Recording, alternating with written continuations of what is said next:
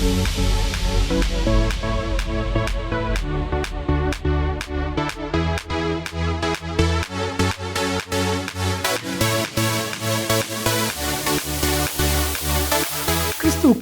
மிகவும் பிரியமானவர்களே, திருமறை தியானம் இந்த நிகழ்ச்சியை நமக்கு வழங்குகிற மதிப்பிற்குரிய டாக்டர் ரெவரண்ட் பால்ராஜ் அதிசயமணி ஐயா மும்பை பட்டணத்தில் மெத்தடிஸ்ட் திருச்சபையினுடைய போதகராய் பணியாற்றி இறைபணியை செய்தவர்கள். கடந்த 40 ஆண்டுகளாக இந்தியாவிலும் உலகத்தின் பல தேசங்களிலும் ஆண்டவருடைய அருள் வார்த்தையை வல்லமையாய் பிரசங்கித்து வருகிறார்கள். திருச்சபைகள், ஊழியர் நிறுவனங்கள், இன்னும் பல பகுதிகளிலே கர்த்தரால் வல்லமையாய் பயன்படுத்தப்பட்டு வருகிறார்கள்.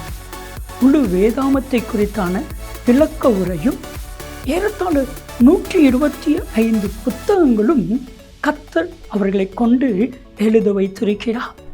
அவர்களுடைய எளிமையான பிரசங்கம், வல்லமை நிறைந்த கர்த்தருடைய வார்த்தை, ஆழமான கருத்துக்கள், வேதாகமத்தினுடைய ஆழமான விளக்க உரைகள் பலாயிரக்கணக்கான லட்சக்கணக்கான மக்களுக்கு மிகவும் பிரோஜனமாக, ரட்சிப்புக்கு ஏதுவாக கர்த்தர் அன்பு ஐயாவை பயன்படுத்தி வருகிறார்.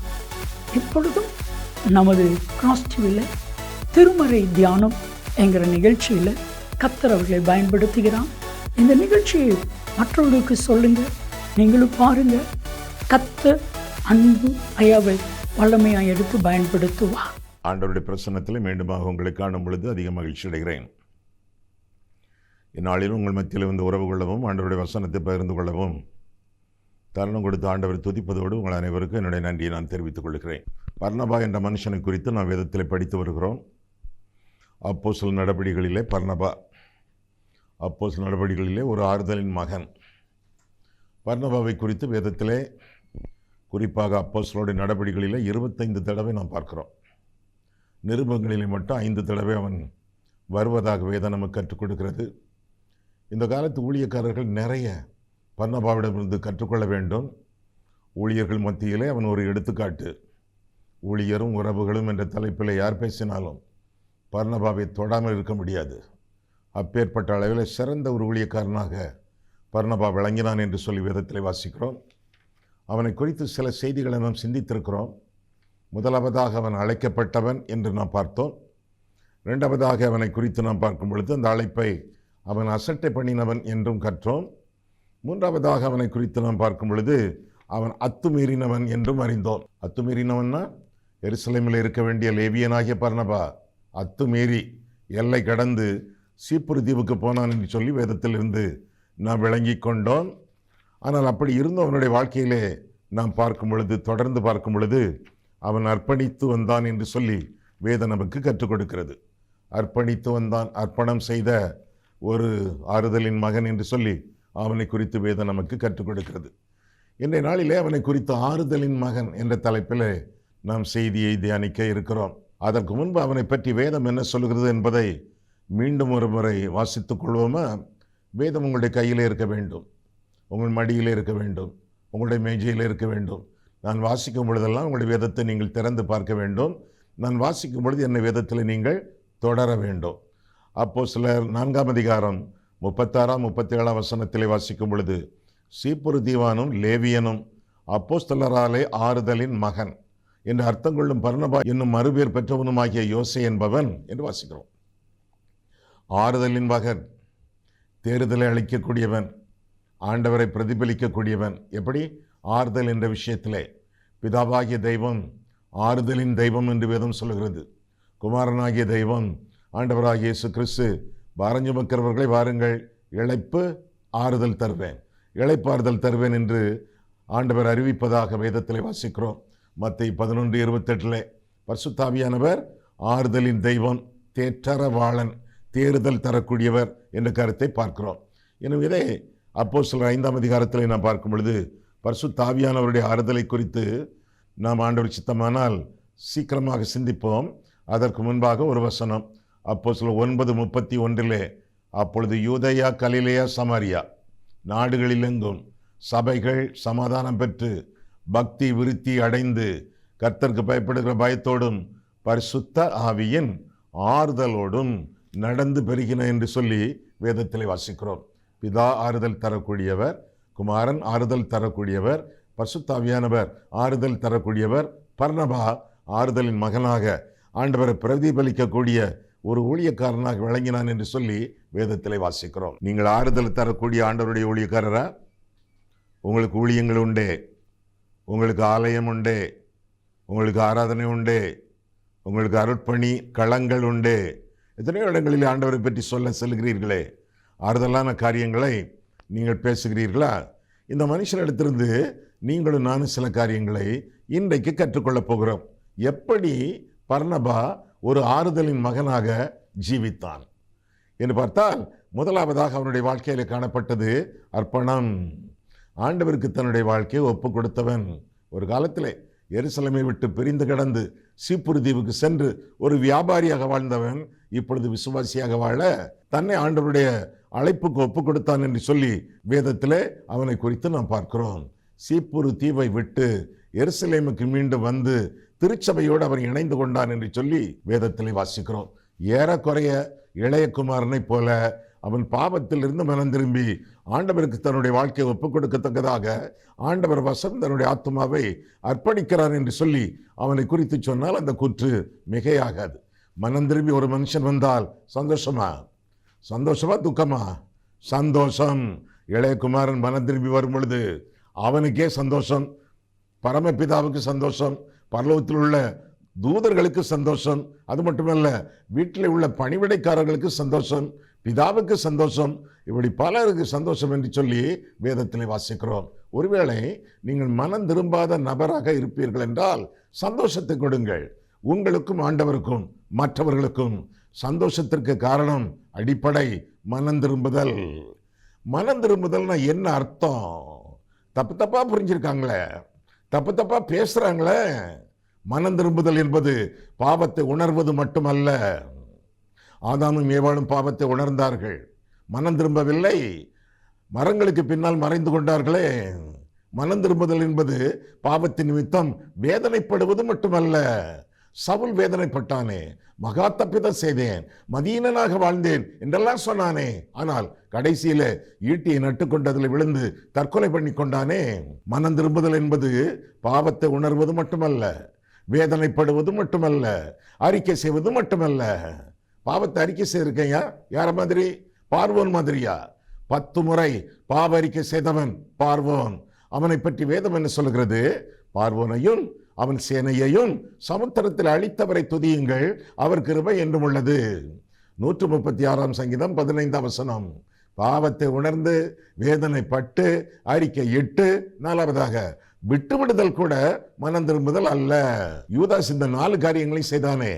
பாவத்தை உணர்ந்தான், 2 மகாவேதனைப்பட்டான், 3 குற்றமில்லாத ரத்தத்தை காட்டி கொடுத்ததினால் பாவம் செய்தேனே என்று சொல்லி வீடு வீடா வீதி வீதியா அறிக்கையும் விட்டான், 4 இச்சித்து பெற்ற 30 வெள்ளிக்காசுகளை தேவாலயத்தில் விட்டு எறிந்து விட்டானே. இப்ப கை சுத்தம். ஆனால் சிலுவை மரத்தை பார்ப்பதற்கு பதிலாக தூக்கு மரத்தை பார்த்தான், நாண்டு கொண்டு செத்தான், நரகத்துக்கு போனான். மனம் திரும்புதல் பாவத்தை உணர்ந்து வேதனைப்பட்டு அறிக்கை இட்டு விட்டுவிடுதல் கூட மனம் திரும்புதல் அல்ல. அப்படின்னா மனம் திரும்புதலிலே 2 திருப்பங்கள் உண்டு. turning away from sin and turning to God.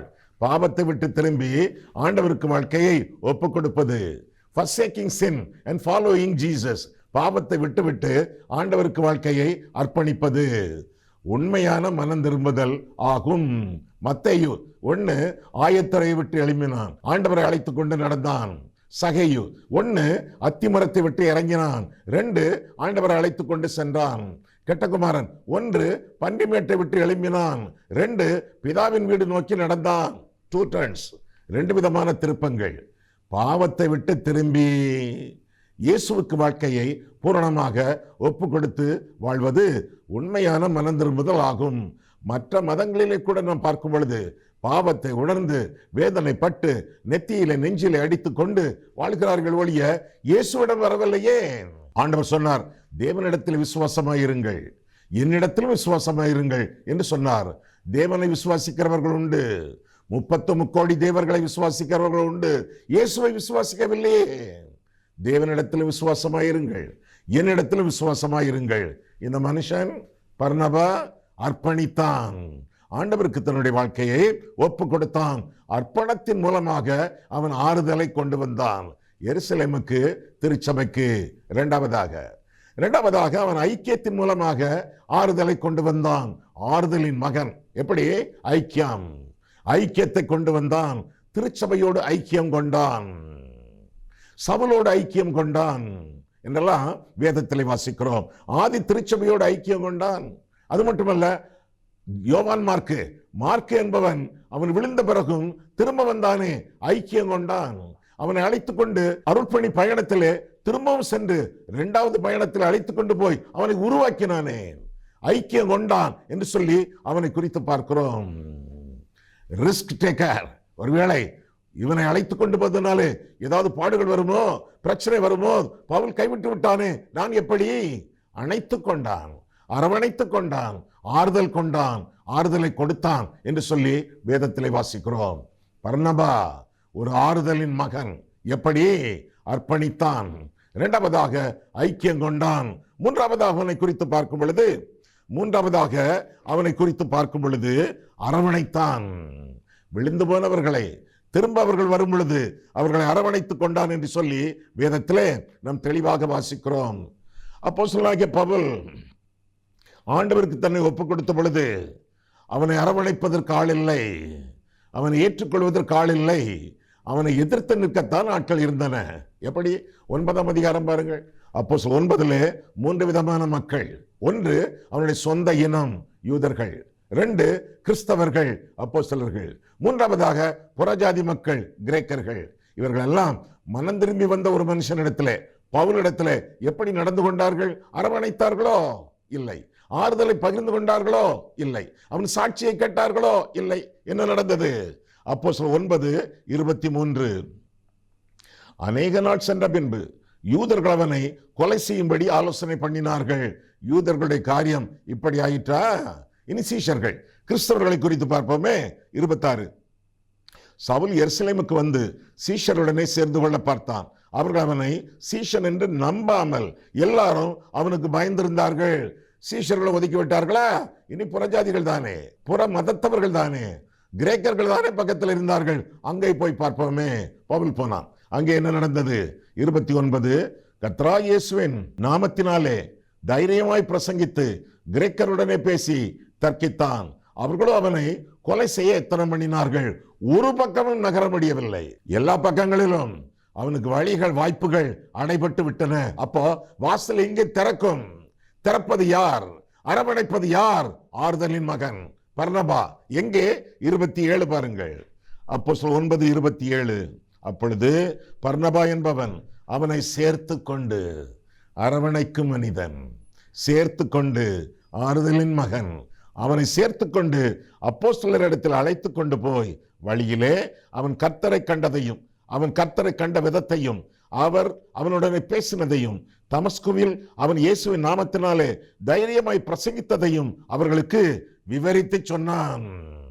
அப்போஸ்தலர்கள் 12 சீஷர்கள் பர்னபாவை அறிவார்கள், அவனுடைய அர்ப்பணத்தை அறிவார்கள், நிச்சயமாக அறிவார்கள். அவன் எடுத்து சொன்னதினாலே, அவன் சிபாரிசு பண்ணினதினாலே அந்த நம்பப்படத்தக்க முடியாத பவுலை அவர்கள் நம்ப ஆரம்பித்தார்கள். ஆறுதலின் மகன், அர்ப்பணித்தவன், ஐக்கியம் கொண்டவன், ஆதரவு கொடுத்தவன் என்று சொல்லி அவனை குறித்து இந்த பகுதியிலே நாம் தெளிவாக வாசிக்கிறோம். பவுலை குறித்து, மனம் திரும்பி வந்த சவுலை குறித்து அவனுக்கு நேரடியான எண்ணம் இருந்தது, பாசிட்டிவான எண்ணம் இருந்தது. நெகட்டிவ் ஐடியாஸ் இல்லவே இல்லை. He was not a pessimistic, he was optimistic. Pessimistic அல்ல, எதிர்மறையாக எண்ணவில்லை, அவன் நேர்முகமாக எண்ணினான் என்று சொல்லி பார்க்கிறோம். பர்னபாவின் இருதயத்திலே இரக்கத்தை பார்க்கிறோம், தாராளமான குணத்தை பார்க்கிறோம், அடுத்தவர்களுக்காக தயாராக இருந்ததாக பார்க்கிறோம். தனக்கும் அடுத்தவர்களுக்கு முன்னே ஒரு பாலத்தை வைத்துக் கொண்டிருந்தான். யாரும் என்னிடத்தில் வந்து செல்லலாம், யாரும் என்னிடத்தில் வந்து சேரலாம் என்று சொல்லி வைத்திருந்தான். பவுலை பொறுத்தளவிலே யாரும் நம்பவில்லை. பப்ளிக் ஒப்பீனியன் என்ன? பவுல் ஒரு துன்மார்க்கன், பவுல் ஒரு துரோகி, பவுல் திருச்சபை சீரழித்தவன், பவுல் என்றால் ஆபத்து. இது பப்ளிக் ஒப்பீனியன், பொதுமக்களுடைய கருத்து, அபிப்பிராயம். ஆனால் பொதுமக்களின் கருத்துப்படி பர்னபா வாழவில்லை. அவன் பரிசுத்தாவியானவருடைய கருத்தின்படி வாழ்ந்தான். He was not carried away by public opinion. He was carried away by the Spirit's opinion. பரிசுத்தாவியானவர் இந்த மனுஷனை பற்றி என்ன சொன்னார், தேற்றரவாளன் இந்த மனுஷனை பற்றி என்ன சொன்னார் அறிந்து அனுபவித்து ஆதரவு கொடுக்கிறான். ஒரு மனுஷனுடைய பாவங்களை மூடும் பொழுது ஆவியானவருடைய வேலையை செய்கிறோம். ஒரு மனுஷனுடைய பாவங்களை திறந்து திறந்து காட்டும் பொழுது இவன் அப்படித்தானே, அவன் அப்படித்தானே என்று சொல்லும் பொழுது பிசாசின் கிரியை நாம் செய்து வருகிறோம். இன்றைய நாட்களிலே மனித உறவுகளிலே நீங்கள் பழகும் பொழுது ஆவியானவருடைய கிரியை செய்கிறீர்களா, அசுத்தாவிகளின் கிரியை செய்கிறீர்களா? அன்பு, ஆவியானோட அன்பு சகல பாவங்களையும் மூடும் மூடும். வம்பு ஒரு குறை இருந்தாலும் வீடு வீடா, வீதி வீதியா அதை திறந்து கொண்டே இருக்கும். SMS வாட்ஸ்அப்பா திறந்து கொண்டே இருக்கும். இந்த வேளையிலே உங்கள் இருதயத்தை நிரப்பி இருப்பது ஆவியானவருடைய அன்பா, அழகையின் வம்பா? எதனாலே நீங்கள் நிறைந்திருக்கிறீர்கள்? ஆவியானவருடைய அன்பினால் நிறைந்திருந்தால் நிச்சயமாக ஏற்றுக்கொள்வீர்கள். அசுத்த ஆவியினாலே நிறைந்திருந்தால் தூற்றித் திரிவீர்கள். ஏற்றுக்கொள்கிறீர்களா, தூற்றித் திரிகிறீர்களா? பர்னபா ஏற்றுக்கொள்ள ஆயத்தமாய் இருந்ததாக அவனை குறித்து நாம் வேதத்திலே வாசிக்கிறோம். அரவணைத்துக் கொண்டான் பர்னபா என்று சொல்லி இப்பொழுது நாம் பார்த்து கொண்டிருக்கிறோம். அடுத்தவர்களை, அதுவும் சாட்சி இல்லாமல் வாழ்ந்தவர்கள் திரும்பி வரும் பொழுது அவர்களை குறித்து ஆராய்ந்து உய்த்துணர்ந்து அவர்களை அன்பினாலே அரவணைத்ததாக பார்க்கிறோம். லேவியனாச்சே பர்னபா. லேவி என்ற வார்த்தைக்கு அர்த்தம் ஃபெலோஷிப், ஐக்கியம் என்ற அர்த்தமாகும். என்ன அருமையான பெயர், லேவியனாகிய பர்னபா. அரவணைக்கக்கூடிய ஒரு மனுஷனாக இவன் விளங்கினான் என்று சொல்லி வேதத்திலே வாசிக்கிறோம். இன்னொரு பேர் உண்டே பர்னபாவுக்கு, என்ன பெயர்? யோசே என்று வாசிக்கிறோமே அந்த வசனத்திலே. மீண்டும் பாருங்கள் அந்த வசனத்தை, 36 அப்போஸ்தலர் 4:36. சேப்புரு தீவானும் லேவியனும் அப்போஸ்தலராலே ஆறுதலின் மகன் என்று அர்த்தம் கொள்ளும் பர்னபா என்னும் மறுவேர் பெற்றவனுமாகிய யோசே என்பவன். யோசே, யோசே என்ற வார்த்தைக்கு அர்த்தம் என்ன? மன்னிக்கிறவர், ரட்சிக்கிறவர் என்ற அர்த்தம். அந்த வார்த்தை இயேசு என்ற வார்த்தை ரெண்டும் ஏறக்குறைய ஒன்று மொழியின் அடிப்படையிலே. யோசே என்றால் என்ன அர்த்தம்? மன்னிக்கிறவர் என்ற அர்த்தம். அருமையான பெயர்கள். லேவி என்றால் ஐக்கியம், பர்னபா என்றால் ஆறுதலின் மகன், யோசே என்றால் மன்னிக்கிறவர். எப்படிப்பட்ட ஒரு மனிதன் பர்னபா! அரவணைக்கக்கூடிய மனிதன் என்று சொல்லி அவனை குறித்து வேதத்திலே வாசிக்கிறோம். மற்றவர்கள் மன்னியாதிருந்தாலும் நான் மன்னிக்க தயாராக இருக்கிறேன். அது பர்னபா. கிறிஸ்துவங்களுக்கு மன்னித்தது போல ஒருவருக்கொருவர் மன்னியுங்கள் என்று சொல்லி ஆண்டவர் திருமணம் பற்றினதாக நாம் வேதத்திலே வாசிக்கிறோம். கிறிஸ்து என்னுடைய கோடிக்கணக்கான பாவங்களை மன்னித்தார். மற்றவர்களுடைய கோடிக்கணக்கான பாவங்களை மன்னிக்க வேண்டியது என்னுடைய கடமை. கிறிஸ்து நான் பிறப்பதற்கு முன்பு என்னுடைய பாவங்களுக்காக சிலுவையிலே இறந்து என்னை மன்னித்தார். நான் வந்தேன், பாவங்களிலே புரண்டேன், மனம் திரும்பினேன், அவருடைய மன்னிப்பை விசுவாசத்தோடு என்னுடைய வாழ்க்கையிலே சொந்தமாக்கி கொண்டேன். அவ்வளவுதான் என்னுடைய சாட்சி. ஆக ஆண்டவரை போல வாழ்ந்து காட்டிய மனிதன் இந்த பர்னபா என்று சொல்லி வேதத்திலே நாம் தெளிவாக வாசிக்கிறோம். மற்றவர்களை குறித்து அரைகுறையாக கேள்விப்பட்டு அவர்களை வெறுக்காதீர்கள். காரியங்களை சரியாக அறியாமல், காரணங்களை சரியாக புரியாமல், நியாயம் தீர்க்காமல் வாழுங்கள். மற்றவர்களுடைய அபிப்பிராயங்கள் அல்ல, ஆண்டவருடைய கருத்துக்கள், ஆவியானவருடைய அபிப்பிராயங்கள், அவற்றினூடாக மனித உறவுகளிலே வாழ வேண்டியது நம்முடைய கடமை என்று சொல்லி வேதத்திலே வாசிக்கிறோம். மனுஷன் முகத்தை பார்க்கிறான், தெய்வமோ இருதயத்தை பார்க்கிறார் என்று சொல்லி வேதத்திலே வாசிக்கிறோம். மற்றவர்களுடைய, குறிப்பாக தெரிந்து வரக்கூடிய மனிதர்களுடைய இருதயத்தை பாருங்கள். சத்துருக்களாக அல்ல, சகோதரர்களாக பாருங்கள். அனனியா சொன்னானே சகோதரனாகிய சவுலை என்று சொல்லி, அதே போல நம்முடைய வாழ்க்கையிலே நம்மை காத்துக்கொள்ள வேண்டியது நம்முடைய கடமை. அடுத்தவருடைய அரைகுறை அறிவிப்புகளினாலே, அரைகுறையான இன்ஃபர்மேஷன், கருத்துக்களினாலே நம் ஆளை எடை போடக்கூடாது. ஜெபிக்க வேண்டும், நிதானிக்க வேண்டும், அவர்களிடத்தில் பேச்சு கொடுக்க வேண்டும். பரிசுத்த ஆவியானவர் உங்கள் இருதயத்தில் கிரியை செய்வார். ஏற்றுக்கொள்ளுங்கள். நீங்கள் ஏற்றுக்கொள்ளும் பொழுது நிச்சயமாக அந்த ஆள் மனம் திரும்பி வருவதற்கு, அல்லது மனம் திரும்பி வந்திருக்கிறார் என்றால் திடன் அடைவதற்கு வாய்ப்புகள் உண்டு. எனவே மீண்டும் உங்களுக்கு சொல்லுகிறேன், பரிசுத்த ஆவியானவரை பரிசுத்தாவியானவருடைய கிரியையை செய்யுங்கள். அசுத்தாவியின் கிரியைகளை மனித உறவுகளிலே செய்யாதிருங்கள். மீண்டும் விளக்கம், பரிசுத்தாவியானவர் எல்லா பாவங்களையும் குற்றங்களையும் குறைகளையும் மூடுவார். அசுத்தாவியோ திறந்து திறந்து காட்டிக்கொண்டே இருக்கும். திறக்காதிருங்கள், மூடுங்கள். உங்களுடைய அன்பு திரளான பாவங்களை மூடத்தக்கதாக இந்த உலகத்திலே வாழ வேண்டியது உங்களுடைய கடமை என்று சொல்லி வேதம் நமக்கு கற்றுக் கொடுக்கிறது. இல்ல மூட முடியல, அந்த ஆளையே நினைச்சுக்கிட்டு இருந்தா, அவரை ஒரு எதிரி என்று எண்ணிக்கொண்டிருந்தால், அவரை ஒரு விரோதி என்று எண்ணிக்கொண்டிருந்தால், அவரை ஒரு துரோகி என்று எண்ணிக்கொண்டே இருந்தால், மற்றவர்களுடைய கருத்துக்களின்படி அந்த ஆளை வினோதமாக, வித்தியாசமாக, விபரீதமாக, விரோதியாக பார்த்து கொண்டே இருந்தால், கிறிஸ்தவ மனோதத்துவ நிபுணர்கள் என்ன சொல்றாங்க தெரியுமா? ஒரு விரோதியை பற்றி நீ நினைத்து கொண்டே இருந்தால் கொஞ்ச நாட்களிலே அந்த விரோதியை போல நீ மாறிவிடுவாய் என்று சொல்கிறார்கள். ஐயா, அப்படின்னா நம்முடைய சிந்தனையிலே தூய்மை தேவை, நம்முடைய சிந்தனைகளிலே பரிசுத்தம் தேவை. எப்படி சிந்திக்க வேண்டுமா? மனித உறவுகளிலே மற்றவர்களை பற்றி சிந்திக்கும் பொழுது எப்படி சிந்திக்க வேண்டுமா? பிலிப்பியர் 4ஆம் அதிகாரம் பாருங்கள். நீங்கள் ஏற்கனவே வாசித்த வசனங்கள். பிலிப்பியர் 4ஆம் அதிகாரத்திலே பார்க்கும் பொழுது 8ஆம் வசனம், கடைசியாக சகோதரரே, மறந்துடாதீங்க, கடைசியா அண்டர்லைன் பண்ணி நான் சொல்றேன் அப்படின்னு பவுல் எழுதுவதாக பார்க்கிறோம். பாதிக்கப்பட்ட ஒரு மனுஷன் எழுதுகிறான். பிற்றைய நாட்களிலே பிலிப்பியர் 4ஆம் அதிகாரம் 8ஆம் வசனம் முதலாக, கடைசியாக சகோதரரே, உண்மை உள்ளவைகள் இவைகளோ, ஒழுக்கமுள்ளவைகள் இவைகளோ, நீதி உள்ளவைகள் இவைகளோ, கற்புள்ளவைகள் இவைகளோ, அன்புள்ளவைகள் இவைகளோ, நற்கீர்த்தி உள்ளவைகள் இவைகளோ, புண்ணியம் எதுவோ புகழ் எதுவோ அவைகளையே சிந்தித்துக் கொண்டிருங்கள். நீங்கள் என்னிடத்தில் கற்றும் அடைந்தும் கேட்டும் கண்டும் இருக்கிறவைகள் இவைகளோ அவைகளே செய்யுங்கள். அப்பொழுது சமாதானத்தின் தேவன் உங்களோடு இருப்பார். உங்களுடைய இருதயம் சமாதானத்திலே பொங்கி வழிய வேண்டும் என்றால் ஆண்டவருக்கு எடுத்த காரியங்களை ஆண்டவருடைய சித்தத்தின்படி வசனத்தின் அடிப்படையிலே சிந்திக்க பழகுங்கள்.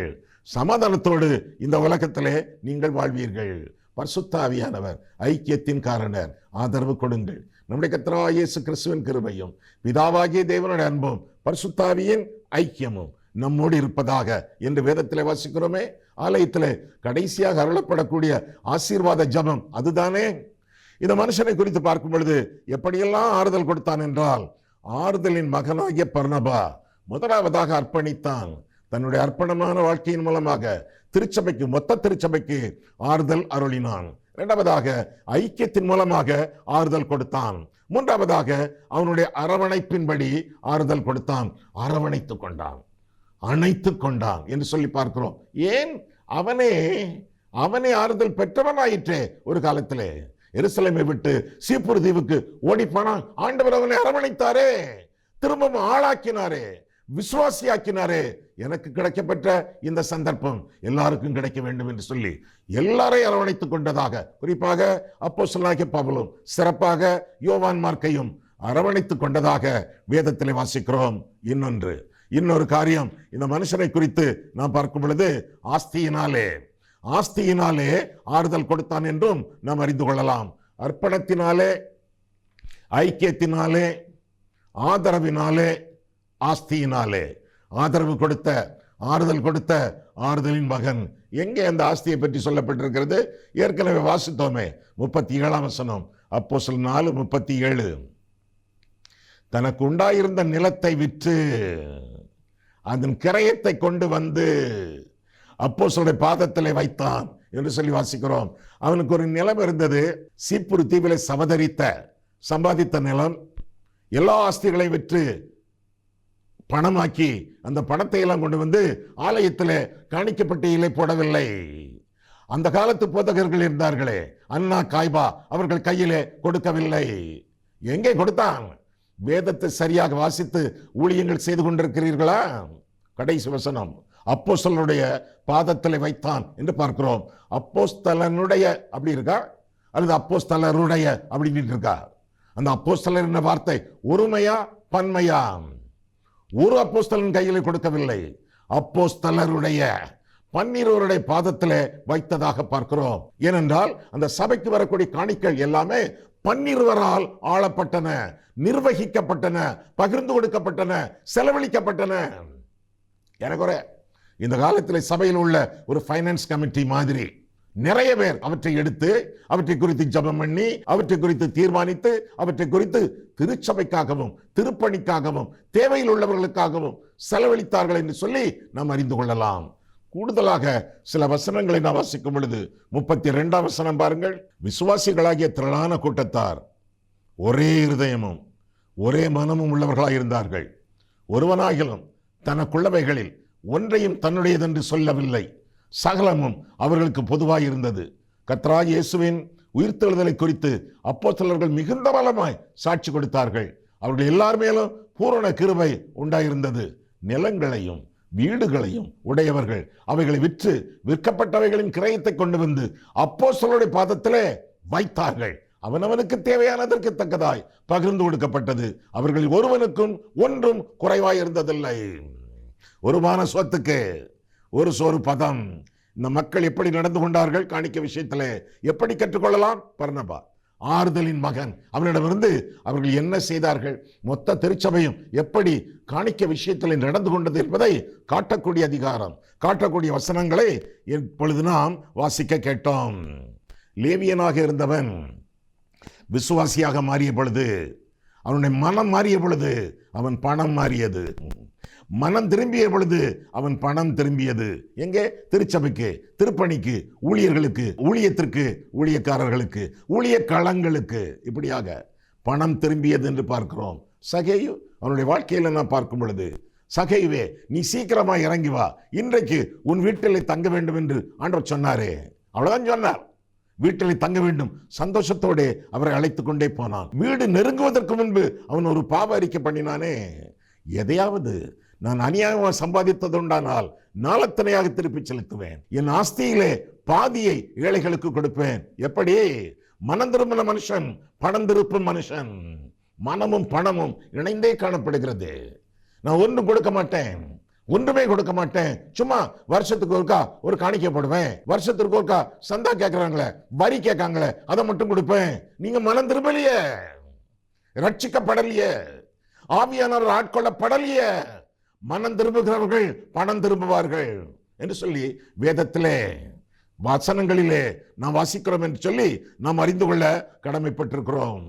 அப்போஸ்தலனாகிய பவுல் சொன்னான், கிறிஸ்துவுடனே கூட சிலுவையில் அறையப்பட்டிருக்கிறேன். சிலுவையில் அறையப்பட்ட கை எப்படி இருக்கும்? மூடி இருக்குமோ? மூடி இருக்காது, திறந்தே இருக்கும். திறந்தே இருக்கும். திறந்த கை, சிலுவையில் அறையப்பட்ட கை பவுலின் கை. கிறிஸ்துவுடனே கூட சிலுவையில் அறையப்பட்டேன். நான், நீங்கள் சிலுவையில் அறையப்பட்ட கிறிஸ்தவர்களாக ஜீவிக்க வேண்டும். மூடிய கையாக வாழக்கூடாது, குஷ்டரோகியின் கையாக வாழக்கூடாது, சூம்பிய கை உள்ளவர்களாக வாழக்கூடாது. திறந்த கை அப்படின்னா இருப்பதை ஆண்டவருடைய சமூகத்தில் ஒப்பு கொடுத்து சிறப்புடன் வாழக்கூடிய ஒரு வாழ்க்கை. கிறிஸ்தவனுடைய கை, ஆண்டவருக்கு ஒப்பு கொடுத்த கை திறந்த கையாக இருக்க வேண்டும் என்று சொல்லி சகேயுவினிடத்திலிருந்து, பவுலிடத்திலிருந்து, மற்ற விசுவாசிகளிலிருந்து, வேதத்திலிருந்து நாம் படிக்கிறோம். ஆஸ்தியினாலே மற்றவர்களை ஆறுதல் படுத்திய மனிதன் இந்த பர்னபா என்று சொல்லி வேதத்தில் என்ன வாசிக்கிறோம். பணம் முக்கியமான காரியம். பணம் ஆவிக்குரியது. பண ஆசை மாம்சத்திற்குரியது. பணம் பரிசுத்தமானது, பண ஆசை பாவமானது. Money is spiritual. எனவே பணத்தை கர்த்தர் விரும்பக்கூடிய அளவிலே, கர்த்தருடைய சித்தத்தின் அடிப்படையிலே, கர்த்தருடைய வார்த்தையின் அடிப்படையிலே சேமிப்பதோ செலவழிப்பதோ ஆண்டவருடைய சித்தத்தின் அடிப்படையிலே அமைய வேண்டியது நம்முடைய கடமை என்று சொல்லி வேதம் நமக்கு கற்றுக் கொடுக்கிறது. யார் நீங்கள்? எப்பேற்பட்ட தரத்தினர் நீங்கள்? ஆவிக்குரிய மக்களா அல்லது வித்தியாசமாக நீங்கள் வாழ்ந்து கொண்டிருக்கிறீர்களா? உங்களிடத்தில் இருப்பது என்ன இருக்கிறது? பணம் இருக்கிறது, பொருள் இருக்கிறது, பேங்க் பேலன்ஸ் இருக்குது, பிக்ஸட் டெபாசிட் இருக்குது, நிலங்கள் இருக்கின்றன, வயல்கள் இருக்கின்றன, என்னதெல்லாமோ இருக்குது. உங்களிடத்தில் இருப்பது உங்கள் தரத்தை நிர்ணயிக்காது. உங்களிடத்தில் இருப்பதை வைத்து நீங்கள் என்ன பண்ணி கொண்டிருக்கிறீர்கள் அது உங்களுடைய தரத்தை நிர்ணயிக்கும். Not what you have, but what you do with what you have determines your own worth. உங்களுடைய தரம் எதனால் தெரியும்? இருப்பதிலே அல்ல, இருப்பதை வைத்து என்ன பண்ணி கொண்டிருக்கிறீர்கள் அதுதான் உங்களுடைய வாழ்க்கையிலே உங்களுடைய தரத்தை நிர்ணயிக்கும். எனவே பரிசுத்த ஆவியானவரால் நிரப்பப்பட்டவர்கள் இந்த பர்னபாவை போன்றவர்கள் தங்களுடைய வாழ்க்கையிலே ஆறுதல் படுத்தக்கூடியவர்கள். எப்படியெல்லாம்? அவர்கள் அர்ப்பணத்தின் மூலமாக, ஐக்கியத்தின் மூலமாக, அது மட்டுமல்ல அரவணைப்பின் மூலமாக, ஆஸ்தியின் மூலமாகவும் ஆறுதல் படுத்துகிறார்கள் என்று சொல்லி வேதத்திலே அவர்களை குறித்து பார்க்கிறோம். எப்படி கொடுத்தான் இந்த பர்னபா? என்னென்ன காரியங்கள் அவனை ஏவின அவன் கொடுப்பதற்கு? ஒன்று, அன்பு. அன்பு கொடுக்குமே, கொடுக்காமல் அன்பை காட்ட முடியாது. அன்பில்லாமல் கொடுக்கலாம், ஆனால் கொடுக்காமல் அன்பை காட்ட முடியாதே. எப்படி? யோவான் 3:16 அதான் உங்களுக்கு தெரியுமே. என்னது? தேவன் தம்முடைய ஒரே பேரான குமாரனை விசுவாசிக்கிறவன் எவனோ அவன் கெட்டு போகாமல் நித்திய ஜீவனை அடையும்படிக்கு அவரை தந்தருளி இவ்வளவாய் உலகத்தில் அன்பு கூர்ந்தார். எப்படி அன்பு கூர்ந்தார்? தந்தருளி, கொடுத்து அன்பு கூர்ந்தார். அன்பில்லாமல் கொடுக்கலாம், ஆனால் கொடுக்காமல் அன்பை காட்ட முடியாது. அன்பு அவனை ஏவியது, கொடு என்று சொன்னது. நமக்கு ஆண்டவர் பேரில் அன்பு இருந்தால், ஊழியங்களின் மேல் அன்பு இருந்தால், சபையின் மேல் அன்பு இருந்தால், ஆத்தும ஆதாயத்திலே அன்பு இருந்தால், கரிசனை இருந்தால் கொடுப்போம். முதலாவதாக நம்மை கொடுப்பதற்கு ஏவக்கூடிய காரணி அன்பு. இரண்டாவதாக எப்படி கொடுத்தான்? முதலாவதாக அன்பினால் கொடுத்தான், இரண்டாவதாக அனைவருக்கும் முன்பாக கொடுத்தான். ஐயா, இது விளம்பரமா? ஆஹா, இது சாட்சி. இது சாட்சி. அனைவருக்கு முன்பாக அப்போஸ்தலருடைய பாதத்திலே வைத்தான் என்று சொல்லி வேதத்திலே தெளிவாக வாசிக்கிறோம். அப்போஸ்தலருடைய 12 சீஷருடைய பாதத்திலே எல்லாரும் சேர்ந்து இந்த காணிக்கைகளை நிர்வகிக்க போகிறார்கள். எதை சேர்க்க வேண்டும், எதை செலவழிக்க வேண்டும் என்பதை அவர்கள் நிர்ணயிப்பார்கள். ஒரு மனுஷன் கையிலே கொடுத்து ஏமாந்து விடக்கூடாது. ஒரு மனுஷன் நம்மை ஏமாற்றி விடக்கூடாது. ஒரு மனுஷன் எல்லாவற்றையும் தன்னுடைய வாயிலே போட்டு பையிலே போட்டு திருச்சபையை சீரழிக்க கூடாது. அப்போஸ்தலருடைய பாதத்திலே என்று சொல்லி வேதத்திலே வாசிக்கிறோம். முதலாவதாக அன்பினால் கொடுத்தான், இரண்டாவதாக அனைவருக்கு முன்பாக கொடுத்தான், மூன்றாவதாக அடக்கத்தோடு கொடுத்தான். கையிலே கொடுக்கவில்லை, பையிலே வைக்கவில்லை, பாதத்திலே வைத்தான். தலை குனிந்து ஒருவேளை முழங்கால் படியிட்டு பாதத்திலே வைத்தான் என்று சொல்லி வேதத்திலே நான் வாசிக்கிறோம். அடக்கத்தோடு கொடுத்தவன் பர்னபா என்று சொல்லி வேதம் நமக்கு கற்றுக் கொடுக்கிறது. காணிக்கைகளை கொடுக்கும் பொழுது அடக்கத்தோடு கொடுங்கள், திமிரோடு கொடுக்காதிருங்கள், விளம்பரம் பண்ணாதிருங்கள், தாரை ஊதாதே என்று சொல்லி ஆண்டவர் சொல்லி இருப்பதாக மத்தேயு 6ஆம் அதிகாரத்தில் நாம் பார்க்கிறோம். விளம்பரப்படுத்தாதே, விளம்பரப்படுத்தாதே, அடக்கத்தோடு கொடு என்று சொல்லி ஆண்டவருடைய வேதம் பர்னபாவின் வாழ்க்கையை உதாரணப்படுத்தி நமக்கு கற்றுக் கொடுப்பதாக நாம் வேதத்தில் வாசிக்கிறோம். இன்னும் நாலாவதாக எப்படி கொடுக்கிறான்? கொடுத்தல் ஆவியானவரால் எப்படி ஏவப்படுகிறது என்று பார்த்தால், முதலாவதாக அன்பினால். ஐயா, இந்த பாயிண்ட்ஸ் எல்லாம் திரும்ப திரும்ப சொல்றீங்களே, எதுக்காக? எழுதுறீங்களே, அதுக்காகத்தான். இப்போ ஏதாவது ஒரு கருத்தை, ஒரு பாயிண்ட்டை நீங்க விட்டுட்டீங்கன்னா மறந்துடுமே, வேற யார்கிட்ட கேட்பீங்க? கேட்டு பெறுவது கஷ்டம். எனவே இந்த கருத்துக்களை எல்லாம், இந்த பாயிண்ட்ஸ் எல்லாம் ஒவ்வொன்றா திரும்ப திரும்ப சொல்றதுக்கு காரணம், நீங்க நான் சொல்லுவது உங்களுக்கு ஒரு செக்லிஸ்ட்.